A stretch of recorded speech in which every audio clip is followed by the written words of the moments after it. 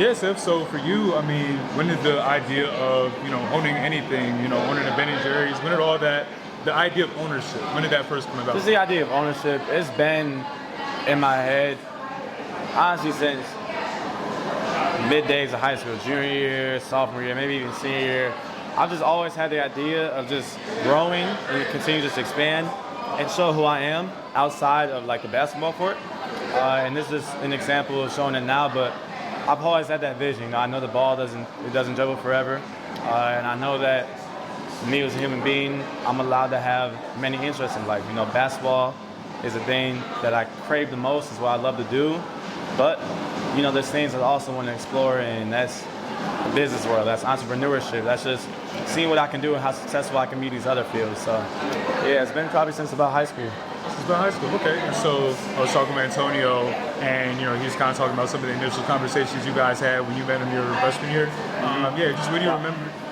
No, go ahead. Finish your question. I'm sorry. Yeah, no, for sure. Like, what do you remember about some of those first few conversations you had with Antonio? Yeah. First impressions meeting him and all of that stuff. Well, I met Antonio my senior year of high school when I was in New Orleans for the Final Four.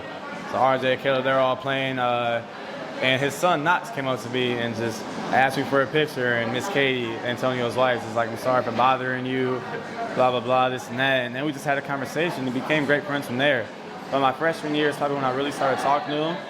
My sophomore year picked up heavy, but as long as I've known Antonio, he's always instilled just the most confidence in me. He's always reminded me of the young man I am, the young man that I'll continue to be, and the man that I will grow and become into. And that's all I know Antonio as. I see him as a mentor. I see him as a family friend. I see him as family. I just see him as like somebody very close to me who always instills the right things and the right beliefs into me. But yeah, as long as I've known Antonio, he's been just a huge blessing in that sense, and I'm so grateful for it. Still, so you're talking about, okay, initially high school, that's when you started having the idea, meeting Antonio, who obviously was the youngest owner, of a Ben and Jerry's. When did this right here become a reality? When did it become, okay, there's a real opportunity here? When did that? About last year. I say last time, my sophomore year, when me and Antonio, we have our little meetings, and he would just speak about it. This is what you could do one day. You could become a Ben and Jerry's owner. He was telling me, we talk about how, one day the blessing might be there where he would be able to pass the store down to me, and now it'd be my opportunity. And we really just spoke into existence. I remember when he called me a few months ago during the summertime, or maybe late spring, and he was really serious about the idea. I sat down with my family, we spoke about it, and we really wanted to make it happen. So since like my sophomore year, I was like, okay, this could really, really be something. And then just a few months ago is when it really took off. So when he called you and everything like that, what was your initial reaction? Was it like, oh yeah, let's go? Or was it more so like, I'm not sure, like what was it? I mean, it was just something you had to think about. There was a lot of emotions, but I mean, I was 20 years old at the time. I thought the idea of me like being able to own a store, being able to own Ben and Jerry's, part of Ben and Jerry's, the store obviously, being able just to be part of that franchise and being able to have a store on Franklin Street, that'd be amazing. But obviously you thought about, everything that goes into it, everything else, your employees, everything that somebody has to deal with. Obviously think about that too. So all the emotions went in with it.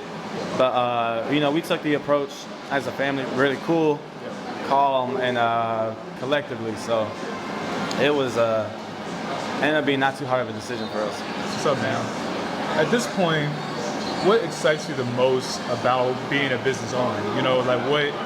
What do you most look forward to, kind of in this next step of, being able to say, hey, this is something that's in my name? Just the opportunity to be able to grow from it. The coolest thing I see right now for myself that I can just sit back and be like, like I'm really doing this is, I just turned 21 years old, and I've been put in such a blessing and just such a fortunate situation to be able to purchase a Ben & Jerry's. So that's the one thing that is really just like the coolest part to me. For me, just to sit back and to really process that.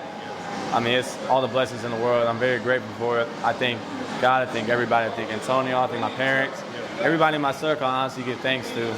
But just continue to grow the franchise. Like I said, at my age, and there's new opportunities to do it.